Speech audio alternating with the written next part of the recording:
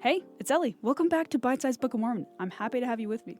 So if you're new here, this is the podcast where I read one chapter of the Book of Mormon each week, and I share a little bit of insight or context, maybe little jokes, and I hopefully further your understanding about this amazing book of scripture. Last week, we read a very quick, short chapter, as I'm sure you remember. Only 6 verses long, but it was basically a statement by Nephi saying, I am going to put the things of God in this record. Like, that's essentially what it was. He's like, I'm going to put the things that will bring people closer to the God of Abraham, Isaac, and Jacob, that they will be saved. Like, that's his goal. It resonated with me, even though it was so short. So, yeah, now we're on to 1 Nephi chapter 7. I'm excited to read it with you. And I think, without further ado, we'll go ahead and start. And now I would that ye might know that after my father Lehi had made an end of prophesying concerning his seed, it came to pass that the Lord spake unto him again, saying that it was not meet for him, Lehi, that he should take his family into the wilderness alone, but that his sons should take daughters to wife, that they might raise up seed unto the Lord in the land of promise. And it came to pass that the Lord commanded him that I, Nephi, and my brethren, should again return to the land of Jerusalem, and bring down Ishmael and his family into the wilderness. And it came to pass that I, Nephi, did again, with my brethren, go forth into the wilderness up to Jerusalem. So, this part is only a little bit funny to me. Because, I mean, this is obviously a good thing, because if you think about it, it's one family going into the wilderness to go to a new land on their own. And if they didn't get a separate family, there would be only a little bit of incest, which is any level of incest is concerning. So I'm glad that they thought about this. I'm glad that God was like, hey, wait.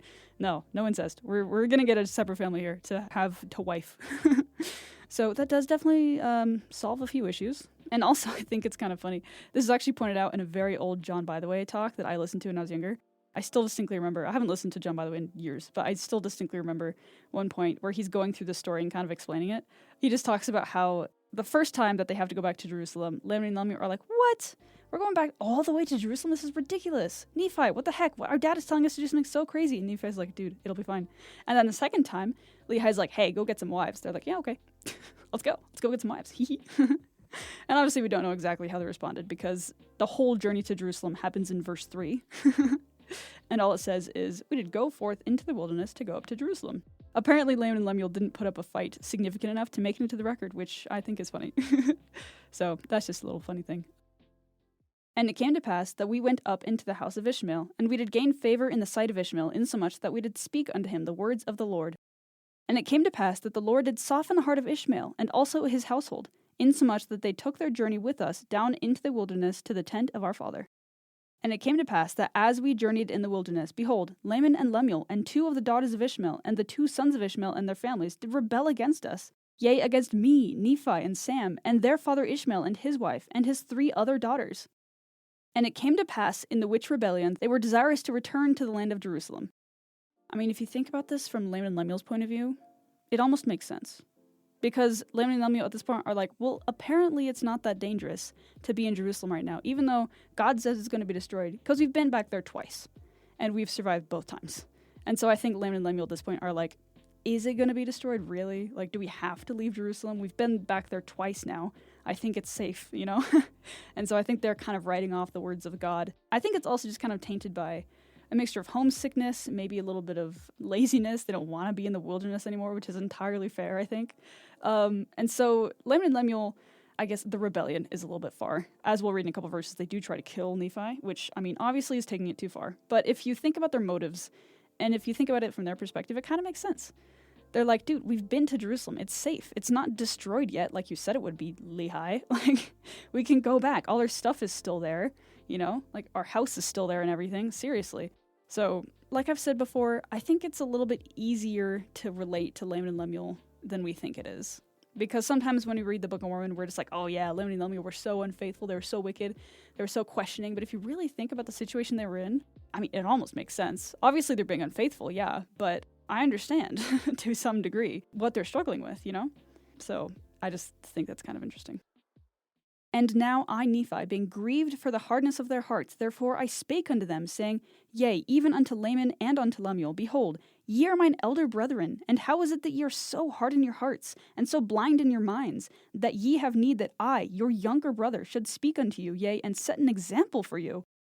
How is it that ye have not hearkened unto the word of the Lord? How is it that ye have forgotten that ye have seen an angel of the Lord? Yea, and how is it that ye have forgotten what great things the Lord hath done for us, in delivering us out of the hands of Laban, and also that we should obtain the record? Yea, and how is it that ye have forgotten that the Lord is able to do all things according to his will for the children of men, if it so be that they exercise faith in him? Wherefore, let us be faithful to him. And if it so be that we are faithful to him, we shall obtain the land of promise. And ye shall know at some future period that the word of the Lord shall be fulfilled concerning the destruction of Jerusalem. For all things which the Lord hath spoken concerning the destruction of Jerusalem must be fulfilled. For behold, the Spirit of the Lord ceaseth soon to strive with them. For behold, they have rejected the prophets, and Jeremiah have they cast into prison. And they have sought to take away the life of my father, insomuch that they have driven him out of the land. Now behold, I say unto you, that if ye will return to Jerusalem, ye shall also perish with them. And now, if ye have choice, go up to the land, and remember the words which I speak unto you, that if ye go, ye will also perish. For thus the Spirit of the Lord constraineth me that I should speak. Whoa. Like, oh my goodness. Those are powerful words that Nephi was just lecturing his brothers with. Nephi's like, really? We've been through so many miracles, had so many blessings rained upon us from God, and you're forgetting all of it? You want to go back to Jerusalem where people are wicked and have rejected and imprisoned the prophets, and rejected our own father who was a prophet? Really? Which, yeah, oh my goodness. If I was in Laman Lemuel's shoes right now, I would be shaking in my boots. One of the main flaws of Laman Lemuel that we see kind of again and again is that they just forget. They do truly see all these miracles, and at some points even, they appreciate them for what they are. They appreciate them for being miracles. And then they just forget, or write it off, or explain it away, or something later on.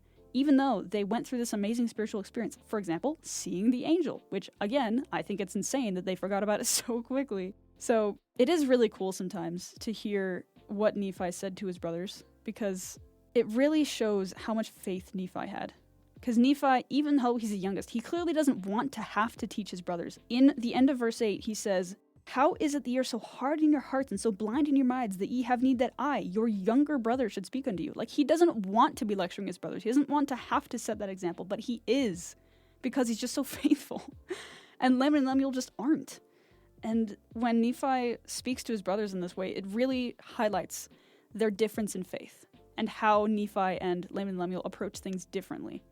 And Laman and Lemuel just take things for granted, it seems. It seems that they write off amazing blessings and amazing miraculous experiences as just coincidence, or they just take it for granted. Where Nephi takes everything as a miracle from God, as a tender mercy, as a blessing. And I think having that outlook in our lives as well can really help us see God. And if you remember, I think it was in 1 Nephi chapter 2 that I mentioned this, that I just think that Laman and Lemuel are just narrow-minded. That they think that God only speaks to his children in the temple at Jerusalem, through the priests or through the high priest. And while he may speak to his children that way, it is not the only way that he speaks to his children. And I think that Laman and Lemuel might think that it is. And so they close their eyes to where God really is around them. God is always blessing them and giving them miracles, and they just don't think that it's God, because they aren't looking for him. So anyways, I just think that Nephi speaking to his brothers in this very powerful, very direct way really just highlights both his faith and Laman and Lemuel's lack of faith. And it's just so powerful. I really love the juxtaposition between the two because it really offers us a chance to learn. "And it came to pass that when I, Nephi, had spoken these words unto my brethren, they were angry with me. And it came to pass that they did lay their hands upon me, for behold, they were exceedingly wroth, and they did bind me with cords, for they sought to take away my life, that they might leave me in the wilderness to be devoured by wild beasts. But it came to pass that I prayed unto the Lord, saying, O Lord, according to my faith which is in thee, wilt thou deliver me from the hands of my brethren? Yea, even give me strength, that I may burst these bands with which I am bound. And it came to pass that when I had said these words, behold, the bands were loosed from off my hands and feet, and I stood before my brethren, and I spake unto them again." Imagine you're Laman Lemuel, and your younger brother just completely lectures the crap out of you. And then you tie him up and leave him in the wilderness to die, which, I mean, don't do that. But then you turn around just a few minutes later, and he's standing there before you, completely untied. And you're just like, oh, well, that's awfully inconvenient, isn't it? "And it came to pass that they were angry with me again, and sought to lay hands upon me. But behold, one of the daughters of Ishmael, yea, and also her mother, and one of the sons of Ishmael, did plead with my brethren, insomuch that they did soften their hearts, and they did cease striving to take away my life." And it came to pass that they were sorrowful because of their wickedness, insomuch that they did bow down before me, and did plead with me that I would forgive them of the thing that they had done against me. And it came to pass that I did frankly forgive them all that they had done, and I did exhort them that they would pray unto the Lord their God for forgiveness. And it came to pass that they did so. And after they had done praying unto the Lord, we did again travel on our journey towards the tent of our father. And it came to pass that we did come down unto the tent of our father. And after I and my brethren and all the house of Ishmael had come down unto the tent of my father, they did give thanks unto the Lord their God, and they did offer sacrifice and burnt offerings unto him. So that's pretty cool. Nephi, with the help of some of Ishmael's family, managed to get Laman Lemuel to simmer down and no longer want to literally murder their younger brother, which is definitely an improvement on the situation. Definitely better than actually wanting to kill their younger brother. But like I mentioned so much earlier, I just love the part where Nephi stands up to his brothers and is like, guys, what the heck? We've gotten so much from God. Why can't you see that? I just love how he words this. And so for the standout verse this week, I like verse 21 a little bit more than that. That's the one that says, and it came to pass that I did frankly forgive them all that they had done, and I did exhort them that they would pray unto the Lord their God for forgiveness. And it came to pass that they did so. And then so on. And his brothers just tried to kill him. And he's like, yeah, I forgive you. Now go pray to God to get forgiveness from him. Because Nephi can only give so much forgiveness. He can only forgive their trespasses against him. He can't forgive their trespasses against God. And he wants his brothers to stand in good standing with God. And so he's like, all right, I forgive you. You're good with me. Now go pray to God. And I think that's so cool, how even though his brothers tried to rebel against him, he lectured them, which, I mean, good on him, honestly, and then they tried to kill him, tried to leave him for dead, he immediately, without question, forgave them. That takes so much guts. I think it would be perfectly natural for Nephi in this case to be like, well, I love you, and I love God, but that was a little bit much, so give me a little bit of time, and then I'll forgive you. He could have done that and been totally justified. I would probably do that. I would probably be like, okay, Laman Lemuel, I think you're great, but like, I'm going to cool down for a little bit and then forgive you after that. But he didn't. He just forgave right away, which is so cool. And I think really hard to do in real life. Like if someone really offends you and if they really mess with you, then just immediately being able to forgive them. And even though they might have offended you really badly, being able to forgive just like that is amazing. And so even though Nephi's lecture to his brothers was really powerful, and I really did like it, I think him forgiving his brothers at the very end of the chapter is so much cooler. Because even after all of his powerful words, his brothers still tried to kill him. And he was like, you know what, I forgive you, right after they asked for forgiveness. And that's, I think, a powerful lesson to us all, like I already said. I think that we could totally be better at that. And I could be better at that for sure as well. So yeah, very good chapter. I'm very glad that I was able to read this with you. Yeah, side note, by the way, if you do want to read along with me, there are options. There are links in the show notes of every single episode. There are 3 links. The first one is to lds.org. Takes you to the scriptures on the web that you can read for completely free.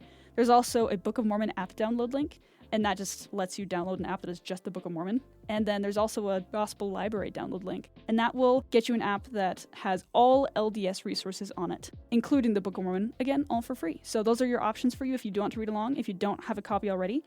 You can also go to like a Deseret book or order a physical copy online if you do want a physical copy. I think physical copies are cool. The Book of Mormon that I read from for this podcast is actually a journal edition. It has lines on the margins, so I write a bunch of notes and I underline everything, and it's great.